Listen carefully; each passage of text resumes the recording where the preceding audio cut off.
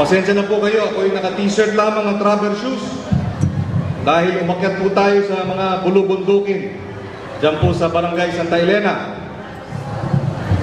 Tinignan po natin ang proyekto ng pamahalang lungsod kasama ang kooperatiba, ang DA at ang Global Solutions, yung programang Sagip Saka.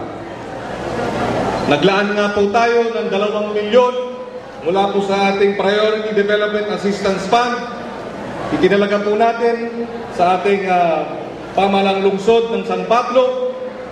Sila po ang makikipag-ugnayan sa mga kooperatiba para po sa proyekto ng Kasaba at Ube. Ngayon po, matindi ang usapin ng ating pang-araw-araw na gastusin. Naghahanap ng trabaho ang ating mga kababayan, tumataas ang presyo ng mga bilihin. Ano ang solusyon? Bigyan po ng hanap buhay, ng trabaho, bigyan po ng dagdag na kita ang ating mga kababayan. Yan po ang solusyon para po gumanda ang kalidad ng buhay ng ating mamamayan. Kaya po ang Sagip Saka ay nagbibigay ng karagdagang suporta para umangat ang kikitain ng ating mga magsasaka, para po meron po silang panggastos at pangtustos sa araw-araw nilang mga pangangailangan at gastusin. Naipaliwanag kanina na dahil po sa ganitong programa kasama ang pamahalang lungsod, ang ating tanggapan, ang DA, tumaas po ang ani. Nagkaroon po ng market. Alam niyo ho, ang magsasaka, magaling ho yung magtanim. Pero hindi ho siya magaling pagdating po sa paghahanap ng ibebenta ng kanyang produkto. Kaya po, sinama na po natin ang buyer. Sinama na po natin ang bibili ng mga produkto para tinatanim pa lamang yung mga tinatanim na kasaba, na ube, may buyer na po. Hindi na po maghahanap ng buyer. At makikita po natin, base sa inisyal na mga resulta, ay tumaas na po ang kita, ang harvest po ng tone-toneladang kasaba. Hindi lamang po yung kasaba mismo, kasama po yung dahon ng kasaba, pinagkakakitaan na po. Pag tumaas po ang kita ng ating magsasaka, tulad ng ginawa ng China, tulad ng ginawa ng South Korea, tulad ng ginawa ng Taiwan, tulad ng ginawa ng Thailand.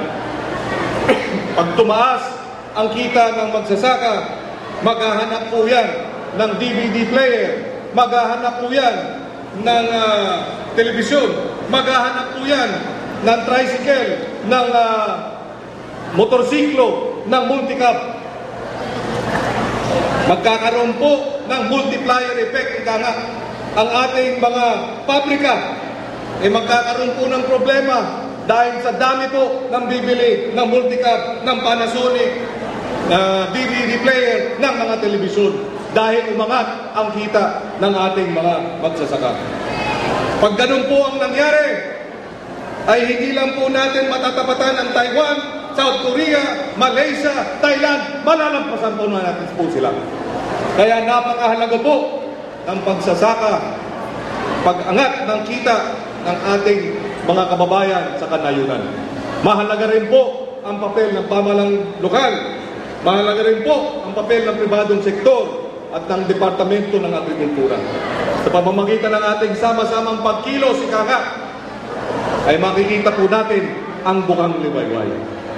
Napakahalaga po na ang aming mga anak, si Frankie, si Casey, si Miel, magkaroon po ng mas magandang kinabukasan. Hindi po ba? Bilang mga magulang, ang gusto lamang po nating makita ay gumanda ang kalidad ng buhay para ang ating mga anak mas maganda ang kanilang kinabukasan. Hindi po ba? Kaya po natin ginagawa lahat ito dahil nais nating makita ang isang Pilipinas na kung saan hindi lang natin po lalampasan itong ating mga karatig bansa, ay hindi po natin tatapatan, lalampasan pa po natin. Gaganda po ang ating ekonomiya. Ito po ang paraan sa pamamagitan ng ating sama-samang pagkilos. Dahil nais natin na mas maganda ang mahaharap na bansa o mai-inherit, ika nga, na mamanahin na bansa ng ating mga anak. We are doing this for the future. We are doing this for our children.